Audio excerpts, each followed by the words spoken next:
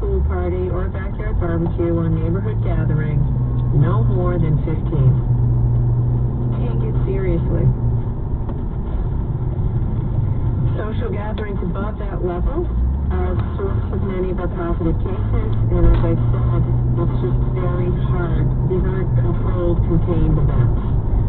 In restaurants, by large restaurants are doing a good job. They take your name, they take your phone number, they do contact tracing, they enforce mask wearing. It's these informal social gatherings that are a problem. So, I want to review what this means. All other Phase 3 guidance remains in effect. Indoor settings, such as restaurants, have a 10-service capacity with a limit of 125 people. Outdoor settings have a limit of 250 people, specifically for public events and public spaces. We know that spread is less likely at these types of events, even with larger groups, because we just aren't seeing the same level of mingling, lack of masks, and close contact. Additionally, the capacity for catered events, and this in particular at this time of year is weddings, such as on people's lives, will make it indoors 100 people. I will say this.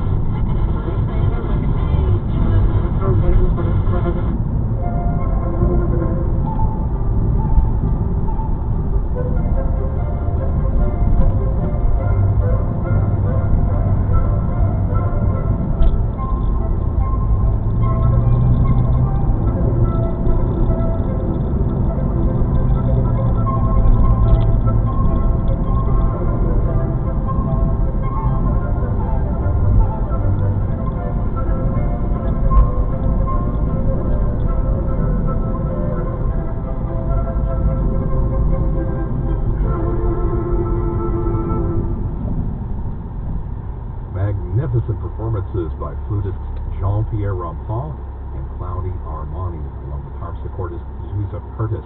That was the Trio Sonata for two flutes in C by Flaw. We are Classical Radio Boston, 99.5 WCRB. Here's the BSO's Andres Nelsons, this time conducting the City of Birmingham Symphony Orchestra with the suite from Der Rosenkavalier by Richard Strauss.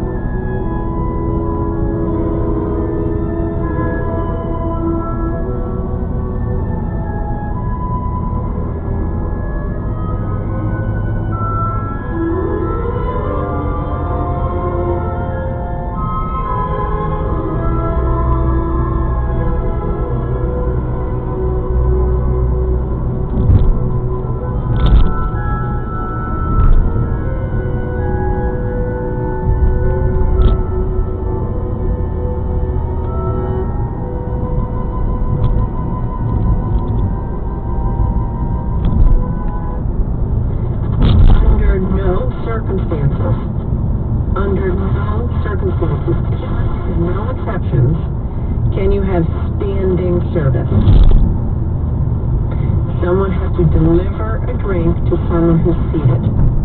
And this is what we're going to really crack down on. This is very simple, folks. You cannot have standing drink service. Period. It's a bright line rule. Don't do it. And we're really going to start cracking down on that. So drinks can be served, but people have to be seated and distanced away from each other and away from the staff.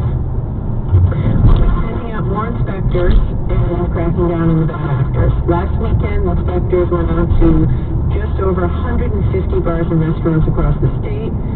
Over a third of them didn't have sufficient separation between bartenders and customers. Over a third. A number of our inspections involved return visits to a restaurant with previous violations. There's no excuse for that.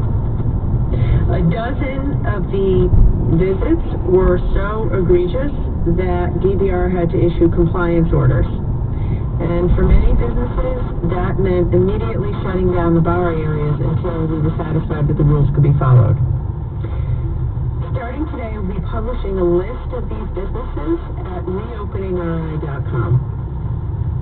So if you're a member of the public and you want to know who are these restaurants that aren't following the rules, go to reopeningri.com and check it out. It'll be there on an ongoing basis. By the way, we also want to recognize establishments that are doing a great job, which is the majority, 2/3 or more. So we're going to be highlighting best practices in our newsletters and websites to acknowledge them for their hard work, but also to share their good ideas and creative ideas. If you are out and about and you see crowding at bars or standing service for drinks, help us out and call us. DBR, you can go to the DBR website, dbr.ri.gov, or we've set up a tip line, 889-5550, 889-5550. Call us. Anonymous tip. Let us know. I will say this. Last week at this press conference, I gave a similar message to bars. And after we were confused by calls from restaurants that said, Gov, please don't shut us down. We are following the rules. So here's my message to you. I don't want to shut you down.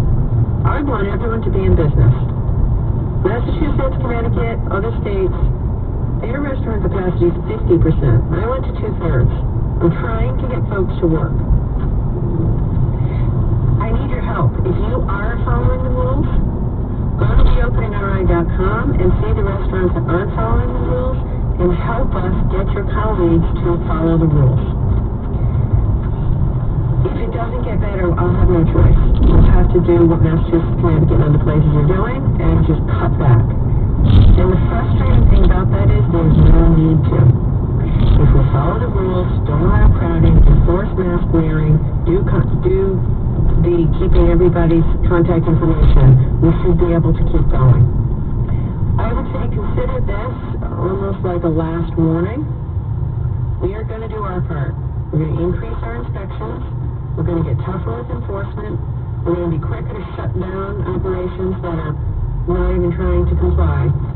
We're asking the people of Rhode Island to do your part, avoid crowding, call the tip line, and I'm asking the Hospitality Association and other restaurants, help us do what you can to enforce the rules on your peers who aren't following the rules, because they're about to ruin it for everybody. And that would be crushing and doesn't have to be that way. Okay, I want to spend the rest of the time talking about schools, but by the way, it's all